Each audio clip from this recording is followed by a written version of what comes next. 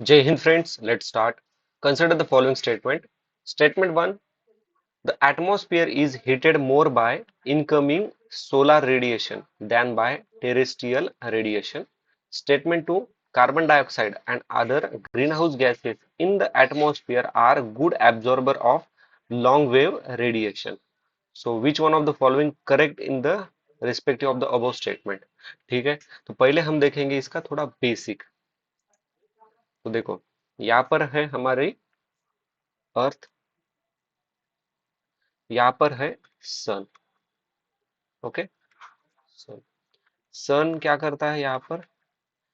सन के raise solar energy emit करते हैं। अभी यहाँ पर सन 100% रेज इमिट कर रहा है। ओके, बट ये हमारे अर्थ, ये अर्थ का सरफेस। ओके, ये वाला सरफेस, और ये जो है ये एटमॉस्फेयर है। जब सन 100% सोलर रेज को रिफ्लेक्ट करता है या फिर इमिट करता है, एनर्जी इमिट करता है, तो वो इमिट करता है is in the form of short wave, जिसे हम कहते हैं इनकमिंग सोलर रेडिएशन। रेडिएशन, ठीक है। अभी इनकमिंग सोलर रेडिएशन के एग्जांपल्स कौन कौन से हैं?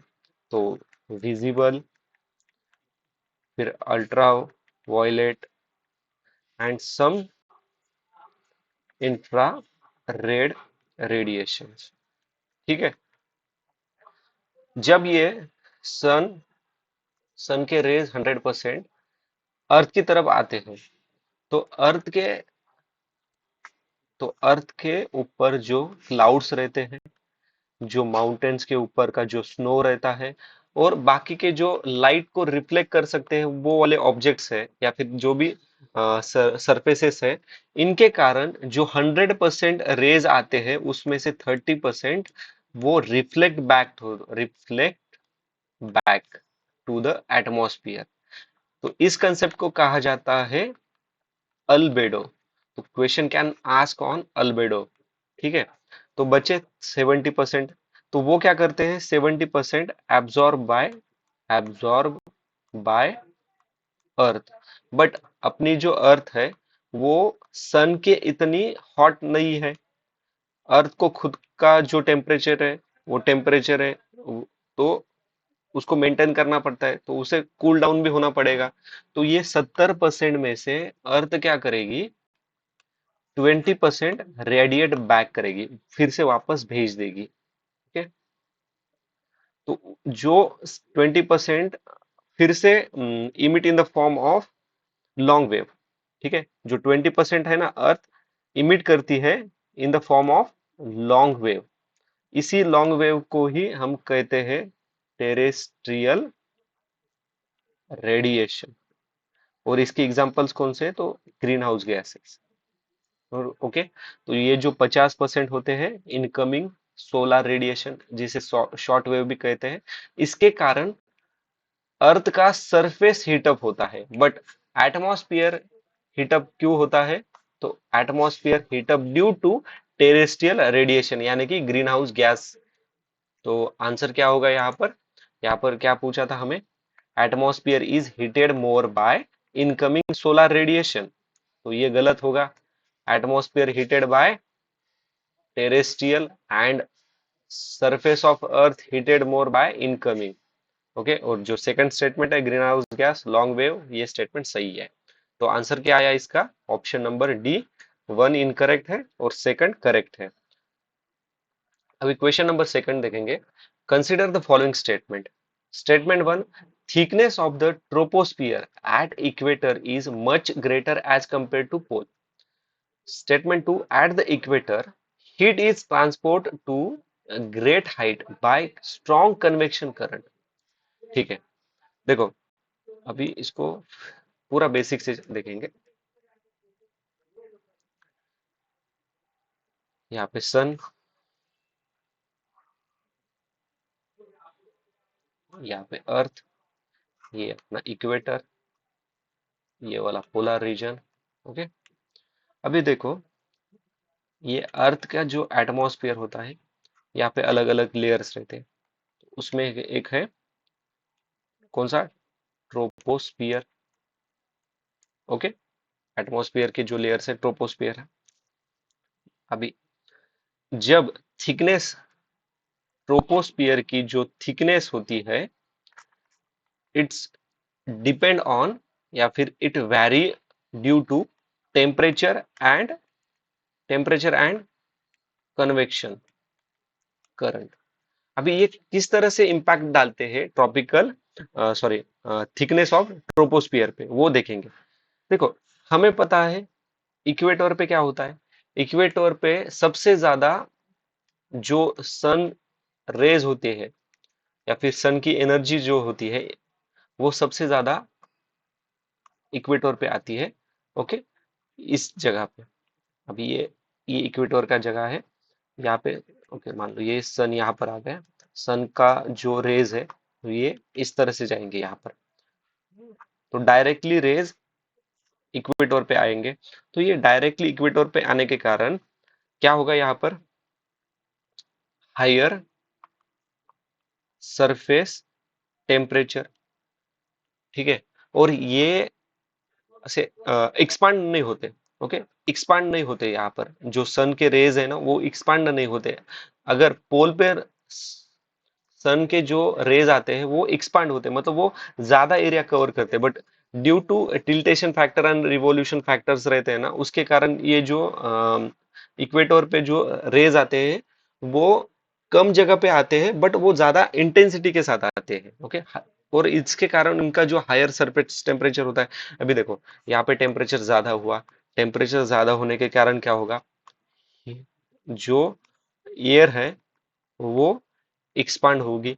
एयर एक्सपांड होने के बाद वो क्या होगी, वो वो हायर हाइट तक पहुंच जाएगी।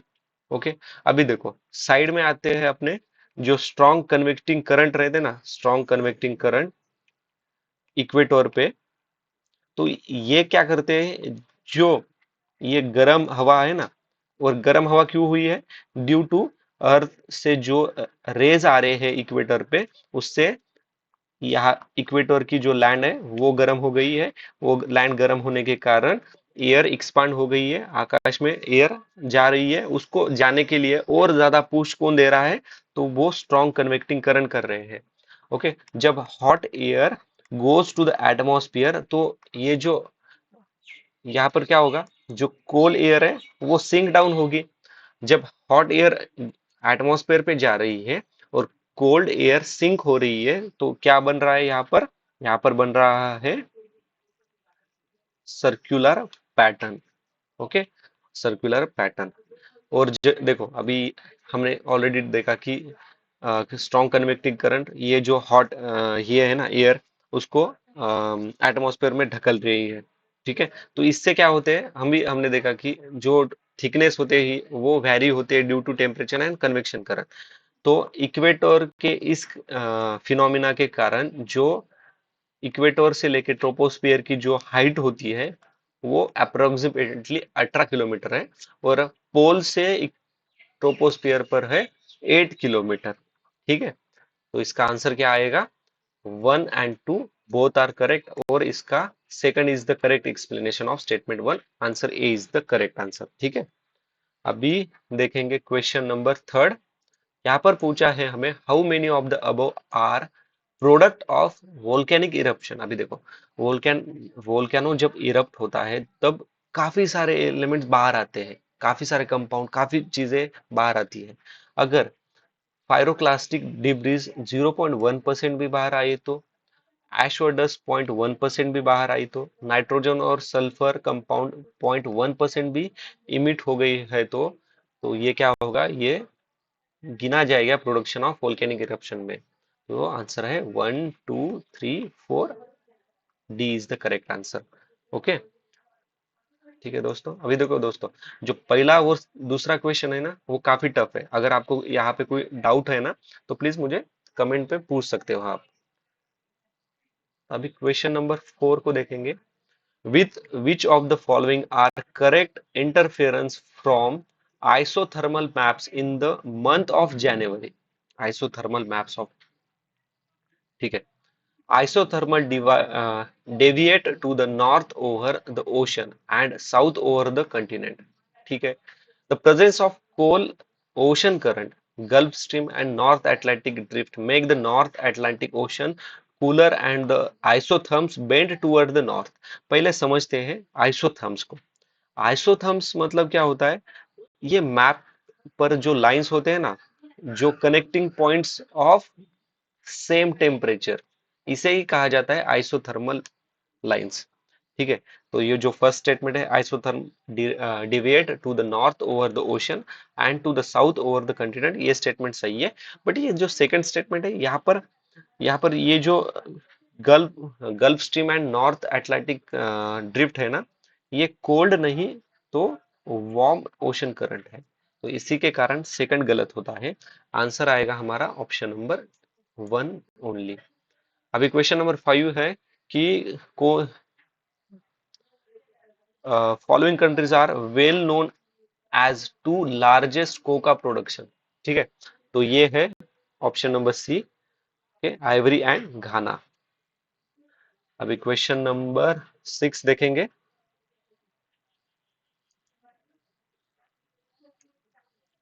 With reference to Himalayan rivers joining the Ganga downstream of Prayagraj from west to east, which one of the following are correct sequenced?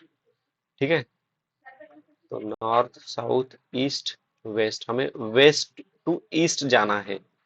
ठीक है, पहले हम देखेंगे गंगा नदी को. गंगा रिवर, गंगा रिवर की जो गंगा रिवर की जो हेड स्ट्रीम है वो कौन सी है? तो वो है Bhagirathi river is the head stream of Ganga river. Okay, और ओरिजिनेट कहाँ पे होती है गंगा रिवर? हम सबको पता है, गंगोत्री ग्लेशियर, उत्तरा उत्तराखंड के उत्तरकाशी डिस्ट्रिक्ट में. ठीक है, बट गंगा रिवर को गंगा रिवर नाम कहाँ से मिलता है? From Devprayag. Okay, Devprayag. Okay, ये हो गई गंगा रिवर के बारे में. फिर गंगा रिवर बहते बहते गोमती कहाँ पर है? हमें पता है वाराणसी में है. घाघरा है बिहार में, गंडक है बिहार के पटना में, एंड कोसी को कहा जाता है सौरो ऑफ बिहार. तो आंसर है ऑप्शन नंबर बी. अभी यहाँ पर ना हमें इंपॉर्टेंट रिवर्स है Kosi river and Ghaghara river. ठीक है, तो कोसी और घाघरा रिवर को थोड़ा एनालिसिस करेंगे. कोसी रिवर तीन रिवर के कन्फ्लुएंस से बनती है या फिर तीन स्ट्रीम्स के वजह से बनती है. एक है सन कोसी, उसके बाद अरुण कोसी और तमुर कोसी. कोसी रिवर एक ट्रांस बाउंड्री रिवर है जो फ्लो होती है चाइना में, नेपाल में और इंडिया में. ठीक है, उसके बाद हम देखेंगे घाघरा रिवर, जिसे ही कर्नाली रिवर कहा जाता है नेपाल में. ओके, और मापचा कहा जाता है तिबेट का जो सांगपो रीजन है वहां पर. तो घाघरा रिवर भी कौन है, क्या है? ट्रांसबाउंडरी रिवर है. बट घाघरा रिवर का ओरिजिन कहाँ पे होता है? तो इसका ओरिजिन होता है मानसरोवर. मानसरोवर. तो question can be ask which of the following river are originate near Mansarovar. ठीक है, तो तीन चार रिवर्स देंगे, नाम देंगे, वो पूछा जाएगा. तो घाघरा रिवर याद रखना. मानसरोवर कहाँ पर है? तिबेटन प्लेटू के नजदीक. ठीक है, तो अभी क्वेश्चन नंबर, अभी देखो क्वेश्चन नंबर जो 9 है ना, ये क्वेश्चन हमने 2013 का क्वेश्चन नंबर 15 जो पेज नंबर 8 पे है, आप देख सकते हो. ओके, तो क्वेश्चन नंबर 9, वाटरफॉल रीजन और रिवर कौन सी है? ठीक है, तो ये जो वाटर धुधार वाटरफॉल है, ये नर्मदा रिवर पर ही है. बट रीजन कहाँ पे, अभी हमें पता है नर्मदा रिवर का रीजन कहाँ पे। अरे वो है अमरकंटक प्लेट्यू ना भाई, Narmada, Tapi, western flowing rivers है, हुंड्रा, ओके, हुंड्रू। तो हुंड्रू वाटरफॉल छोटा नागपुर रीजन के सुबर्णरेखा रिवर पर है, तो ये स्टेटमेंट सही है। गेरसोपा, गेरसोपा जो वाटरफॉल है, जिसे ही कहा जाता है जॉग फॉल, जॉग फॉल कहाँ पे है, कर्नाटका, ठीक है। तो ये वेस्ट घाट वाला तो सही है, बट नेत्रावती रिवर है क्या, नहीं, ये है शरावती रिवर। तो इनमें कौन सा करेक्ट है, only one pair are correctly match, ठीक है। Question number 7, consider the following statement. Statement 1, rainfall is one of the reason for, one of the reason, ठीक है, one of the reason positive है, बराबर है। रेन, अभी देखो, rain water contain carbon dioxide in the solution, तो ये statement सही है। रेन वाटर बोला है उन्होंने, ओके। रेन वाटर मतलब जब वो एटमो, देखो, रेनफॉल होती है आसमान से जब आ रही है, तो उसके जैसे जैसे वो एटमॉस्फेयर से नीचे आती है ना, अर्थ पे आती है, उससे वैसे वैसे उसके अंदर अलग अलग जो कार्बन डाइऑक्साइड हो या फिर काफी जो एलिमेंट्स है, काफी जो गैसेस है, वो मिक्स हो जाते हैं, depend on geography, okay. Depend on geography पे रेनफॉल में अलग अलग कंटेंट मिक्स होते हैं जब वो क्लाउड से अर्थ सरफेस पर आती है उस टाइम फ्रेम में। तो इसका सही आंसर है option number, okay. Third statement भी दिया है इन्होंने, rain water content atmospheric oxygen, तो ये भी स्टेटमेंट सही है। अभी हमने एटमॉस्फेयर से, देखो, ये क्लाउड है और यहाँ से रेनफॉल हो रही है और ये अर्थ सरफेस है, तो ये जो, अगर सपोज ये इंडिया में फ्लो हो रही है, मतलब इंडिया में बारिश हो रही है, तो इंडिया के जियोग्राफी में जो जो गैसेस है, जो जो थिंग्स उस पर्टिकुलर जियोग्राफी में है, वो क्या करेंगे, उस एटमॉस्फेयर से उस रेनफॉल में मिक्स होके सरफेस पे आएंगे, ठीक है। तो ये लॉजिक याद रखना। तो इसका सही आंसर है, both statement 2 and 3 are correct and both are explaining statement 1, A is the correct answer, ठीक है। तो याद रखना इस तरह के क्वेश्चन। अभी क्वेश्चन पूछा है, how many of the above countries have the border with North Sea, okay, North Sea, ठीक है। अभी ना इस पे काफी कुछ सीखना है हमें नॉर्थ सी पे।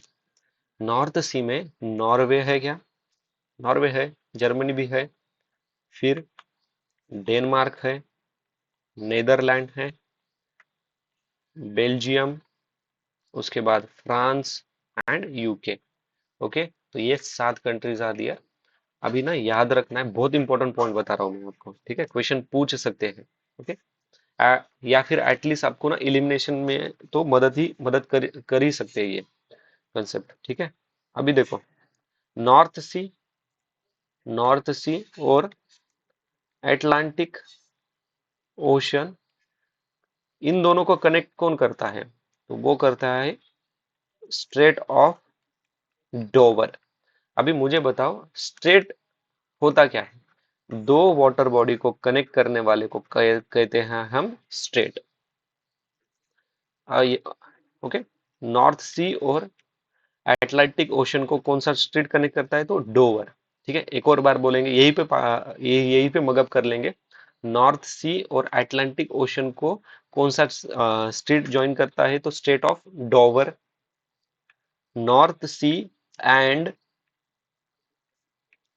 इंग्लिश चैनल को, इंग्लिश चैनल जो यूके और फ्रांस को सेपरेट करता है, नॉर्थ सी और इंग्लिश चैनल को कनेक्ट कौन करता है, तो वो स्ट्रीट है स्कैगरेट, ओके, स्कैगरेट, स्कैगरैट, सॉरी फॉर प्रोनाउंसिएशन, स्कैगरेट, स्कैगरैट, इसे 2-3 बार लिख लो, ठीक है, स्कैगरेट स्ट्रेट, ओके। एक और कंसेप्ट है इसमें, वो है नॉर्थ सी और बाल्टिक सी, इनको कौन कनेक्ट करता है, तो नॉर्थ सी और बाल्टिक सी को कनेक्ट करता है कैटेगैट स्ट्रेट, कौन सा स्ट्रेट? कैटे gate straight. ठीक है, 2-3 बार लिख लो, काम में आएगा, ये एक इंपॉर्टेंट पॉइंट है। कैटे गैट। तो इसका आंसर है ऑप्शन नंबर बी, ओनली 2। अभी टेन क्वेश्चन नंबर 10 देखेंगे। काफी इंटरेस्टिंग क्वेश्चन है, टफ भी क्वेश्चन बोल सकते हैं हम इसे। Region, name of mountain range and type of mountain. ठीक है, कितने करेक्टली मैच है? Correctly match. साउथ अमेरिका में एंडस है। हाँ, एंडस है। फोल्ड माउंटेन है क्या? हाँ, फोल्ड माउंटेन है। North North America North America में नॉर्थ अमेरिका में एपलाचिनियस है क्या? है। फोल्ड माउंटेन है क्या वो? यस, देव वो भी फोल्ड माउंटेन है। यूरोप में अल्प्स है। हाँ, यूरोप में अल्प्स है, बट वो ब्लैक माउंटेन नहीं है, वो भी फोल्ड माउंटेन है, तो ये गलत है। सेंट्रल एशिया में वैसगस है क्या? तो सेंट्रल एशिया में वैसगस नहीं है, वो यूरोप में वैसगस है, और ये फोल्ड नहीं है, ये ब्लॉक माउंटेन है। ठीक है, तो सिर्फ थर्ड और फोर्थ, तो ओनली टू आर करेक्ट। अभी question number 11। In the recent past, which of the above has been constructed as a greenfield project? देखो, ग्रीनफील्ड प्रोजेक्ट मतलब जो प्रोजेक्ट स्क्रैच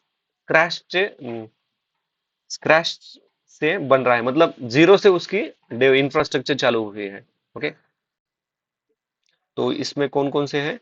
तो डोनी पोलो एयरपोर्ट, जो कि अरुणाचल प्रदेश में है, और खुशीनगर इंटरनेशनल एयरपोर्ट, जो उत्तर प्रदेश में है। आंसर है ऑप्शन नंबर ए, 1 एंड 2। अभी क्वेश्चन नंबर 14।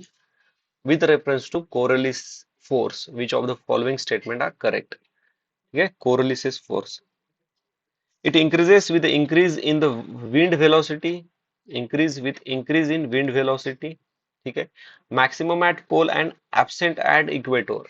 ओके, ठीक है, इस कंसेप्ट से काफी कंसेप्ट सीखने वाले हैं हम। देखो, कोरोलिसिस फोर्स मतलब क्या होता है? Coriolis force, due to Coriolis force, speed of earth rotation is different at different location. ये कंसेप्ट याद रखना।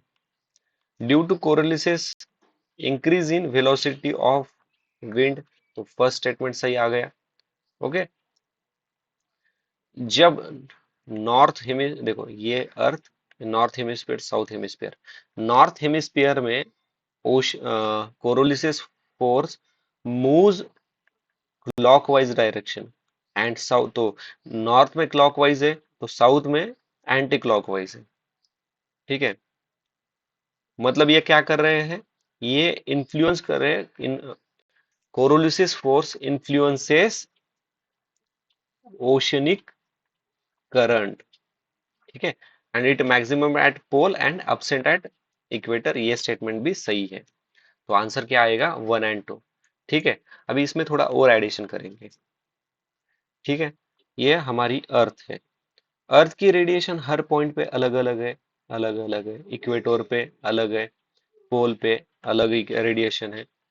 ठीक है, earth radiation is different at different point. Okay, at pole at pole radiation क्या है? जीरो है। तो अर्थ की रेडिएशन जीरो है एट पोल, तो वहां पे वेलोसिटी कितनी होगी? तो वहां पे वेलोसिटी होगी 0.000, फिर एक और 0.5 ठीक है, ये होती है। ओके, और इक्वेटर पे सबसे ज्यादा रेडिएशन, सॉरी, रेडियस सबसे ज्यादा कहाँ पे है? इक्वेटर पे। तो इक्वेटर पे रेडियस ज्यादा है, तो वहां पे वेलोसिटी भी ज्यादा होगी, तो वहां पे वेलोसिटी है 1040 मिली। तो ये दोनों याद रखना, इस पर क्वेश्चन बन सकता है। ओके, अभी देखो, ये तो अर्थ रोटेट हो रही है तब का मैंने बताया। अगर अर्थ रोटेट ही ना हो, अर्थ not rotate on its own axis, तो अर्थ का जो ओमेगा होता है वो जीरो हो जाएगा। ठीक है, और earth still stand because of moving earth curvilinear motion. ठीक है, तो ये कंसेप्ट याद रखना। अगर तो मैं एक और बार लिखता हूं यहाँ पर, इफ अर्थ नॉट, यहाँ पे लिखता हूँ, if earth not rotate on its own axis then omega zero होता है। इसके कारण earth is stand still because of moving earth curvilinear motion. ठीक है, तो ये कंसेप्ट याद रखना इंपॉर्टेंट है हमारे लिए। अभी क्वेश्चन नंबर, ठीक है, पहले 15 देखते हैं, उसके बाद में इधर इस साइड वाला देखेंगे, वाटर वेपर वाला। ऑन जून 21, अभी देखो यही क्वेश्चन 2013 में भी आया था। 2000 जून 21 को क्या होता है, नहीं 2013 में नहीं, 2016 में आया था ये। Okay, yoga day. अभी ना उन्होंने क्वेश्चन, देखो 2013 में भी एक बार आया था कि उन्होंने चैत्र वैशाख वो उस तरह से क्वेश्चन पूछा था। 2016 में भी एक बार पूछा था, और अभी देखो फिर से 2024 में भी पूछा है इन्होंने, जून 21। Every year which of the following latitudes experience a sunlight of more than 12 hours. Okay, ये समर सोलेस्टिक के बारे में हमें बताना है। यहाँ पर सोलेस्टिक, समर सोलेस्टिक में जून 21 में day longer than night, vice versa. Winter solstice में इस टाइम पे क्या होता है, नाइट ग्रेटर देन डे। ठीक है, ये कंसेप्ट हो गया। अभी देखो इक्वेटर पे तो हमें पता है इक्वल डे इक्वल नाइट, तो ये तो हट गया। ओके, फर्स्ट हट गया तो कौन कौन से ऑप्शन गए, एक ही गया। ठीक है, ज्यादा मदद तो नहीं हुई, एक बट एक तो गया। ट्रॉपिक ऑफ कैंसर और ट्रॉपिक ऑफ कैप्रिकॉर्न हमें पता है दोनों में से एक होगा। ठीक है, दो और तीन तो, ठीक है, दो या फिर तीन, दो और तीन साथ में तो नहीं है, ऑप्शन में भी नहीं दिया। ठीक है, ट्रॉपिक ऑफ कैप, देखो ट्रॉपिक ऑफ कैंसर 23.5 नॉर्थ रहती है। इसके कारण जो अर्थ है, याद मत रखो, वो 13 घंटा, 13 13.5 घंटे यहाँ पर डे लाइट रहती है, ये याद रखने की जरूरत नहीं है। इक्वेटर पे तो 12 घंटे, क्योंकि इक्वेटर पे 0 डिग्री टिल्ट होता है। उसके बाद ट्रॉपिक ऑफ कैप्रिकॉर्न पे 23.5 साउथ में होता है, और यहाँ पे 10.5 आर डे होता है, क्योंकि अभी हमने डिस्कस किया था वहां पर नाइट ज्यादा बड़ी होती है। ओके, ये यहाँ पर विंटर सोलेस्टिक चल रहा है यहाँ पर, ट्रॉपिक ऑफ कैप्रिकॉर्न के यहाँ पर। ओके, तो यहाँ पर तो थर्ड गया, सेकंड तो बराबर है, ये गया। अभी बचा 2 एंड 4। आर्टिक सर्कल यहाँ पे 66.5 नॉर्थ टिल्ट होता है, मतलब 24 आवर्स यहाँ पे डे लाइट होती है। ठीक है, हमें पता है आर्टिक और एंटार्क्टिक में 6 मंथ डे 6 मंथ नाइट वाला कंसेप्ट है। ओके, तो आंसर आएगा ऑप्शन नंबर बी। इसी क्वेश्चन को घुमाकर पूछ सकते हैं कि जून 21 या फिर experiences night more than day, तो यहाँ पर आएगा क्वेश्चन का आंसर सिर्फ ट्रॉपिक ऑफ कैप्रिकॉर्न, अगर उन्होंने नाइट पूछा होता तो। बट डे पूछा है, इसके कारण आंसर है 2 एंड 4। ठीक है, तो वर्ड्स को केयरफुली देखना पड़ेगा। Question number 12, with reference to water vapour which of the following statement are correct. Water vapour, water vapour it is a gas, सही बात है। The amount of which decreases with altitude.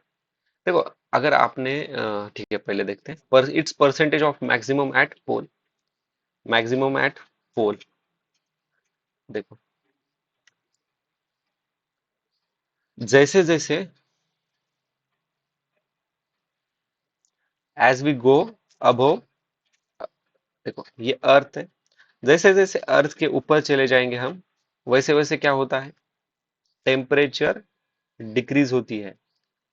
Okay, अगर आपने iron man का movie देखा होगा ना, first part iron man का, वो कहता है एक डायलॉग में, आइसिंग प्रॉब्लम वाला, जैसे वहां पर याद रखना है हमें, उस सीन से याद रखना है कि जैसे जैसे आप ऊपर जाओगे उससे वैसे टेम्परेचर कम होगा। टेम्परेचर कम होने के बाद एयर में जो वाटर होल्ड करने की कैपेसिटी हो वो डिक्रीज हो जाएंगी ना भाई। ओके, डिक्रीज हो जाएगी। तो यहाँ पर वही बोला है, water vapour is a gas the amount which decreases with altitude. Decrease कहा है तो ये स्टेटमेंट सही है। इट्स परसेंटेज इज मैक्सिमम, भाई कहाँ से मैक्सिमम होगी पोल पे? पोल पे तो पहले ही ठंडा, इतना ठंडा होता है। ये मैक्सिमम होता है इक्वेटर पे और मिनिमम होता है पोल पे, तो सेकंड गलत है। ओके, तो आंसर आएगा ऑप्शन नंबर ए। अभी एक चीज याद रखना है, यहाँ पर वाटर वेपर बनते कहाँ पे हैं? ये बनते हैं at the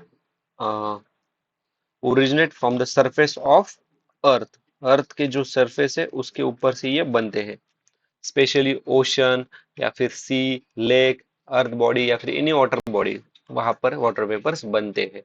okay, I hope clear है। अभी क्वेश्चन नंबर 13।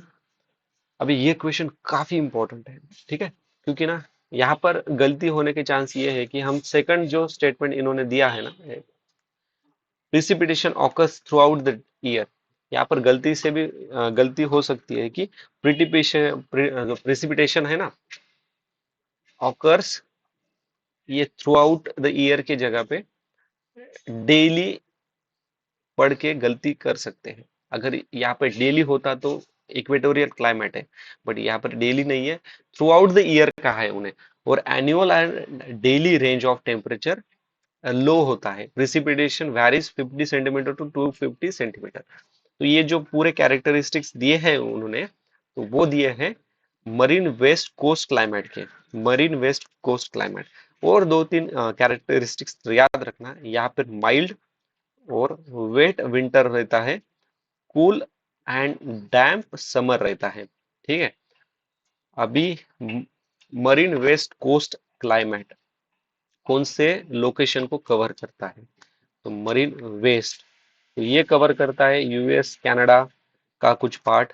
ओके, फिर वेस्टर्न यूरोप का कुछ पार्ट है, जैसे कि यूके, आयरलैंड, फ्रांस, फिर नॉर्वे एंड थोड़ा सा न्यूजीलैंड का पार्ट कवर करता है। ठीक है, अभी बाकी के एनालिसिस करेंगे। ओके, देखो इक्वेटोरियल क्लाइमेट हमें पता है, एक चीज हमें पता है, इक्वेटोरियल पे हर आफ्टर डेली आफ्टरनून में रेनफॉल होता ही होता है इक्वेटोरियल में। इक्वेटोर में क्यों होता है? अभी हमने देखा था, ये जो अर्थ है, ओके, यहाँ पे जो सन है, यहाँ पर इक्वेटर है, तो सन की जो रेडिएशन है सीधा यहाँ पे आती है, तो हीटअप करती है। हीटअप की वजह से जो हॉट एयर है वो एक्सपांड होती है, फिर वो कॉन्वेक्टिव करंट आ जाते हैं, वो पुश करते हैं, फिर सर्कुलर कूल्ड एयर आ जाती है। मतलब क्या होगा, सर्कुलर पैटर्न बन जाता है, उसके कारण वहां पे रेनफॉल भी हो सकता है। ओके, तो ये इक्वेटोरियल क्लाइमेट का ये तो हो गया, हमने काफी बार डिस्कस किया है। ठीक है, बट याद रखना इसमें,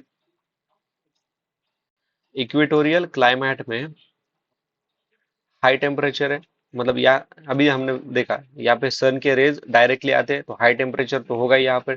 high temperature, heavy rainfall, afternoon में हर बार आफ्टरनून, डेली आफ्टरनून में रेनफॉल होता है। फिर high humidity through out the year है यहाँ पर। ओके, और ये स्पेशली फाउंड होते हैं 5 to 10 degree north and south of equator. ठीक है, ये हो गया इक्वेटर। मेडिटेरियन क्लाइमेट में हमने क्या देखा था? Winter rainfall. विंटर रेनफॉल याद रखना है, इंपॉर्टेंट कंसेप्ट है, बता रहा हूँ मैं। इस पर क्वेश्चन आएगा, मतलब आ सकता है, आएगा नहीं बोल सकता मैं। अभी चाइना टाइप्स और humid sub tropic climate. Okay, China type climate, जिसे एक और नाम है warm temperate eastern margin climate. ठीक है, यहाँ पर मॉइस्ट वार्म समर होता है, समर, फिर कूल ड्राई विंटर होता है। अभी आगे वाला कंसेप्ट याद रखना, इस पर क्वेश्चन बना, इस कंसेप्ट पे क्वेश्चन बन सकता है। ये influenced by east Asian monsoon. Okay, east Asian monsoon का इन्फ्लुएंस इन पर होता है, और इन पर इन्फ्लुएंस होने के कारण ही इस रीजन में हेवी प्रिसिपिटेशन, बारिश होती है समर में। ओके, तो ये कंसेप्ट याद रखना। अभी बचा है हमारा humid, humid sub tropic climate. Humid sub tropic climate में hot humid hot humid summer होता है, और माइल्ड से लेके कूल विंटर होता है। माइल्ड से लेकर कूल विंटर होता है, और ये हमें ईस्टर्न साइड ऑफ कंटिनेंट में देखने को मिलते हैं। ओके, सपोज ये अपना एशियन कंटिनेंट है, तो ये नॉर्थ साउथ ईस्ट वेस्ट, तो इस साइड में हमें देखने को मिलते हैं हर कंटिनेंट के। ओके, अभी क्वेश्चन नंबर 60। अभी देखो question number 60, which one of the following region has the world's largest tropical wetland which hold the 3 year among the global carbon emission from fossil fuel and the possible destruction of which can exert detrimental effect on the global climate, which one of the following denote this region? देखो 2023 में question पूछा था हमें Congo basin के बारे में, Congo basin में कौन कौन सी कंट्रीज रहती है। तभी हमने डिस्कस किया था कि कॉन्गो बेसिन में सबसे बड़ा पेटलैंड है। वहां पे मैंने एक्सप्लेन किया था पेटलैंड। ओके, साथ ही साथ जो वेटलैंड्स रहते हैं ना, वो भी एक्सप्लेन किया था। सो सबसे बड़ा वेटलैंड है पेंटानल। पेंटानल is the largest wetland in the earth, on the earth.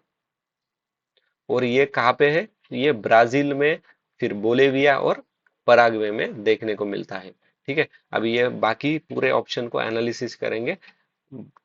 Amazon basin, कौन कौन से कंट्रीज आते हैं अमेजोन बेसिन में? क्वेश्चन पूछ सकते हैं। Brazil, Peru, Bolivia, Ecuador, Colombia. Congo basin, Congo basin में Cameroon. Okay, already Congo basin कौन से कंट्रीज है वो तो हमने 2023 में क्वेश्चन देखा था, एक्सप्लेनेशन में देखा था, फिर एक बार देखेंगे।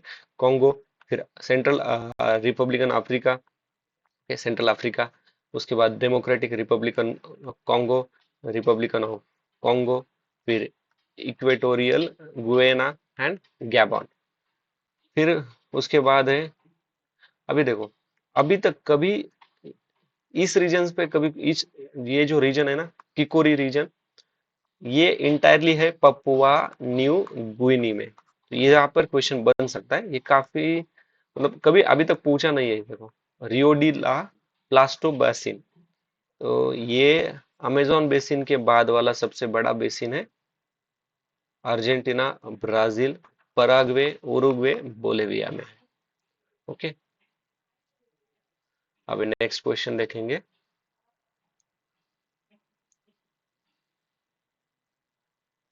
Question number 17, with reference to perfluoro perfluoroalkyl and polyfluoroalkyl substances PFAS that are used in making many consumer product, consider the following statement. Okay, consumer statement, कौन कौन से स्टेटमेंट करेक्ट है? Okay, perfluoroalkyl are found to be widespread in drinking water, food packing material. Okay, PFAS are not easily degradable in environment. पर persistent, देखो यहाँ पे word carefully देखो, read करो। persistent exposure मतलब ज्यादा यूज करने के कारण PFAS can lead to bio accumulation in atomic animal bodies। अभी देखो, ये वाइड स्प्रेड यूज होता है ड्रिंकिंग वाटर, फूड पैकिंग। ठीक है, पैकिंग में यूज होता है। अगर पैकिंग में यूज होता है मतलब ये इजीली, देखो ये नॉट इजीली डिग्रेडेबल बोला है उन्होंने।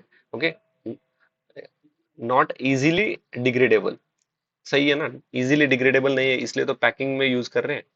बट इसके कंटिन्यूअस यूज के कारण bio accumulation in animal bodies हो सकता है। तो 1 2 3 तीनों भी स्टेटमेंट गलत है, सही है। ठीक है, तो आंसर है option number 1 2 3, D is the correct answer. Okay.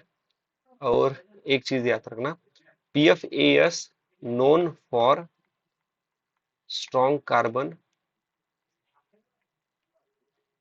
फ्लोरोनाइन bond, known for strong carbon fluorine bond. तो ये मे बी मतलब चांसेस कम है, पूछ सकते हैं, तो याद रखना। अभी question number 90, consider the following plants, how many of the above belong to tea family. देखो पी फैमिली को ही कहा जाता है फैबासियाई या फिर Leguminosae, leguminous family. Leguminous leguminous family के कैरेक्टरिस्टिक्स क्या होती है? तो इन्हें लीव्स होती है, फ्रूट होता है, फ्लावर होता है, नाइट्रोजन फिक्सेशन भी ये करते हैं। तो ये तीनों भी कैरेक्टरिस्टिक इसमें है, तो आंसर आएगा ओनली ऑल थ्री। ओके। तो अभी क्वेश्चन नंबर देखो दोस्तों, यहाँ पे आपको बोर ज्यादा होता होगा, बट ये कंसेप्ट काफी इंपॉर्टेंट है। ओके, तो छोड़ नहीं सकते, तो थोड़ा सा कोऑपरेट करो, बट एग्जाम में हेल्प होगी आपकी, 2025 के एग्जाम में काफी हेल्प होगी। Okay, statement one, the Indian flying fox is placed under the vermin category in the wildlife protection act 1972। Indian flying fox feed on the blood of other animal. अभी देखो first correct है, ये गलत है, ये उस time काफी news में था एक्चुअली। ये फ्रूट ईटिंग, इसे fruit great Indian fruit eating bat भी कहा जाता है। ओके, इंडियन फ्रूट बैट, क्योंकि ये फ्रूट ईट करता है, ये ना कि किसी एनिमल का ब्लड ईट करता है। तो आंसर आएगा थ्री, वन करेक्ट, सेकंड गलत। अब ये क्वेश्चन है, consider the following parasitoid species. Parasitoid species are found in how many of the above kind of organisms? Parasite species, ये जो पैरासिटॉइड स्पीसीज है ना, ये स्पीसीज इंपॉर्टेंट रोल प्ले करते हैं इन रेगुलेटिंग इंसेक्ट पॉपुलेशन को।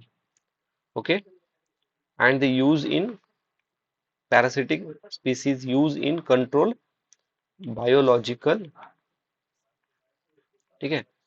पैरासाइटिक, अभी एक पैरासाइटिड लार्वा डेवलप इनसाइड होस्ट, मतलब पैरासिटॉइड ये होस्ट एनिमल पर डिपेंड होता है, इसको चूज चूज के वो खा लेता है उसके अंदर के टिश्यू, फिर ये पलता है और उसको मार डालता है। तो पैरासिटाइड कौन कौन से हैं? Flies, termites and wasp. Answer है only three, B is the correct answer. ठीक है, अभी क्वेश्चन नंबर, अभी देखो यहाँ पर पूछा है organisms cicada, frog hopper and pond skater, ये तीनों भी इंसेक्ट्स है। ठीक है, अभी question number 24, consider the following statement regarding world toilet organization. तो ये वन ऑफ द एजेंसियां है यूएन की।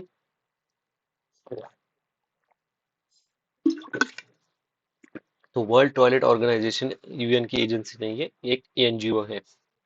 Okay, World Toilet Summit, World Toilet Day and World Toilet College are the initiatives of this organism to inspire action to tackle the global sanitation crisis. तो ये statement सही है। Every year November 19 was celebrated as World Toilet day.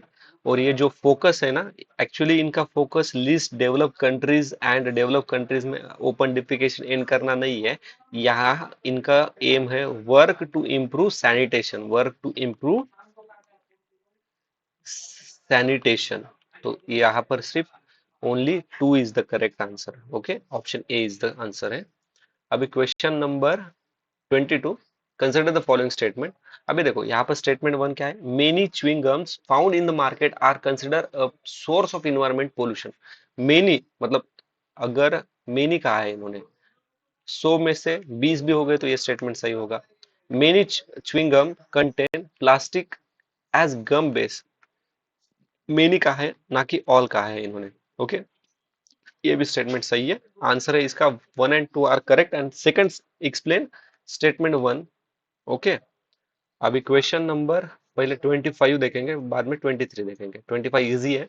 Lion do not have a particular breeding season, तो ये सही है। Unlike most other big cat, अभी देखो ये बिग कैट वाला ना प्रोजेक्ट न्यूज में था, काफी न्यूज में था 2023 में, इवन 2024 में भी काफी न्यूज में है। ठीक है, तो चीता डू नॉट रोर, चीता रोर नहीं कर सकता, सही बात है, ये रोर नहीं करता, वो चीखता है सिर्फ।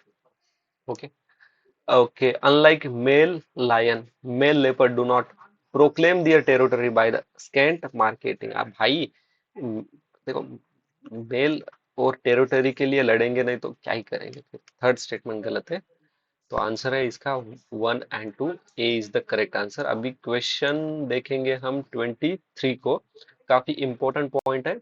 ओके, करेक्टली मैच कौन सा है? ब्राजील में इंड्री नाम का प्राणी है? नहीं, देखो ये मादागास्कर में है, मादागास्कर।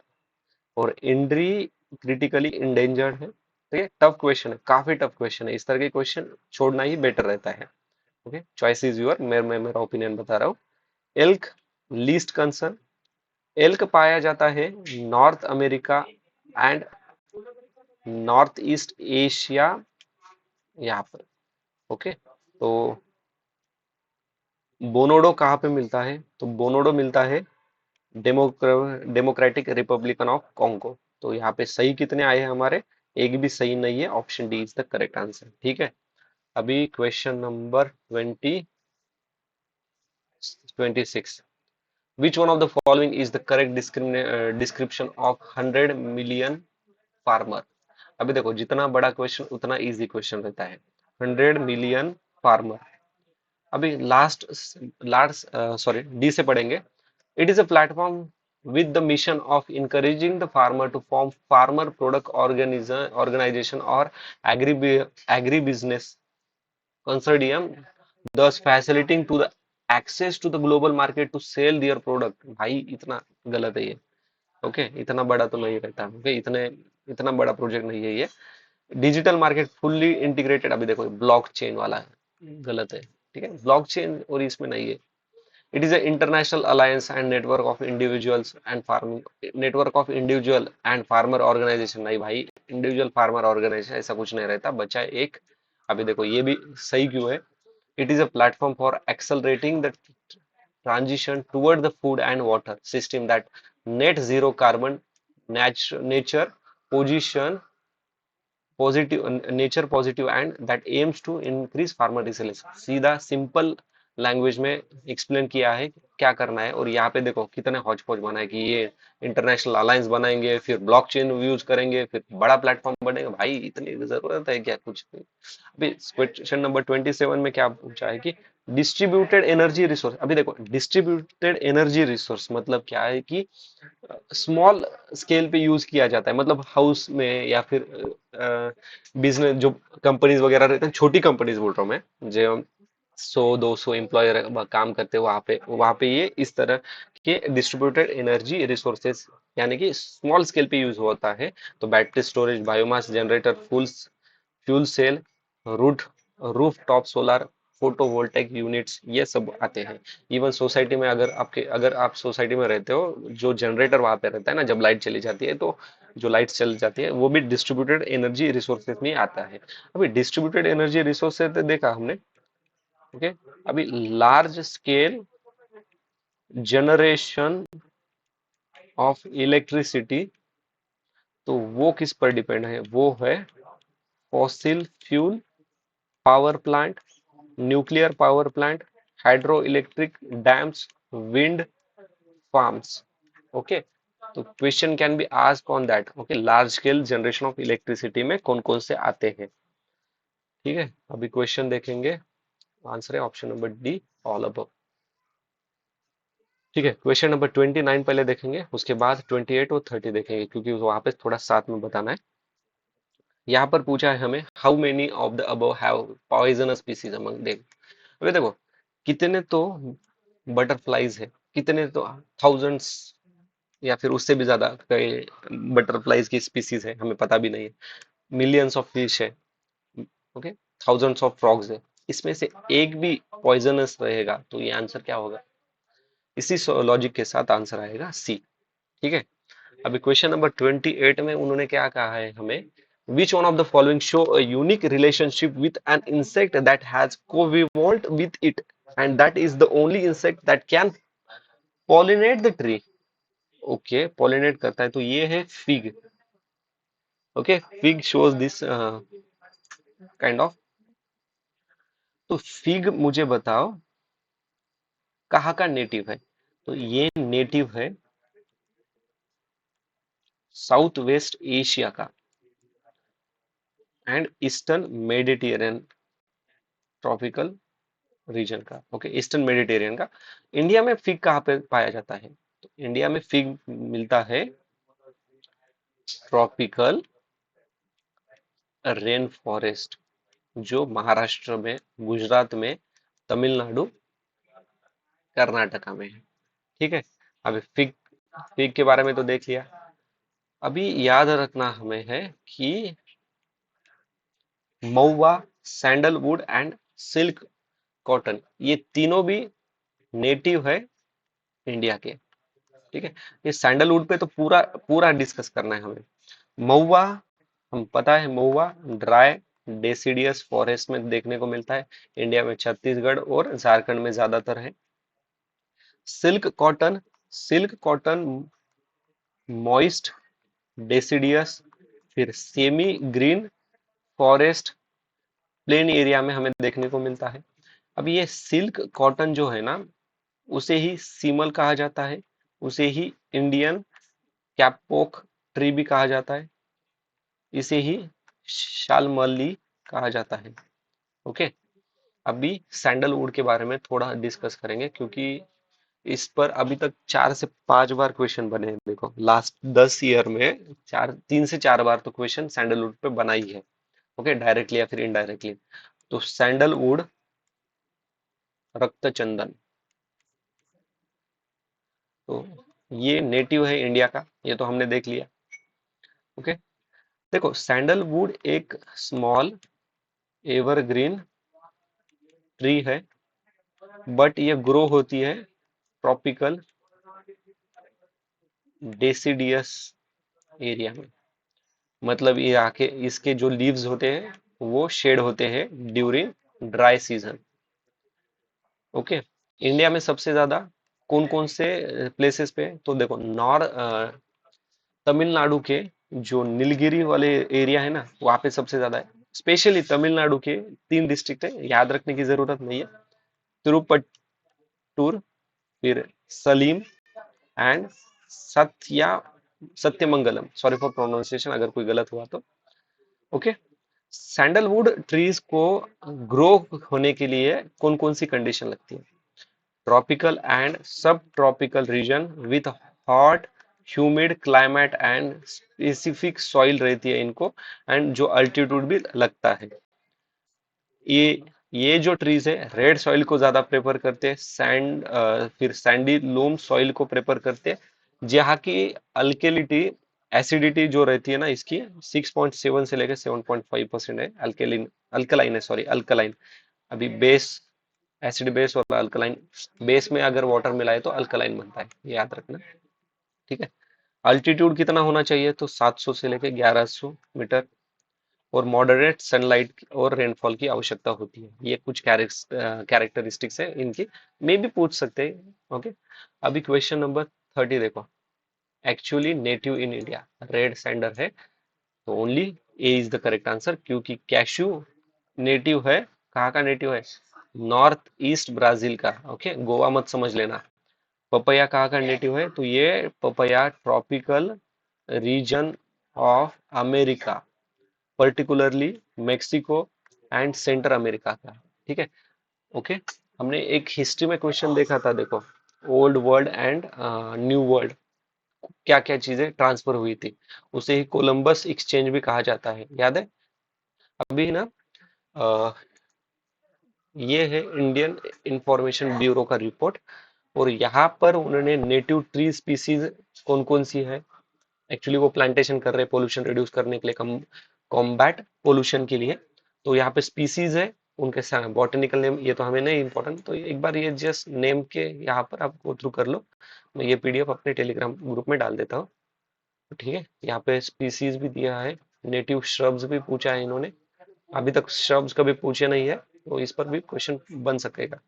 ठीक है, तो ठीक है दोस्तों, बाकी क्वेश्चन नेक्स्ट वीडियो में डिस्कस करते हैं। अगर कोई डाउट है तो प्लीज कमेंट बॉक्स में वो टाइमलाइन मेंशन करके पूछ लीजिएगा। ओके, कोई सजेशन है वो भी कमेंट बॉक्स में मेंशन कीजिए। Thanks for watching, see you in next video. जय हिंद, टेक केयर, बाय।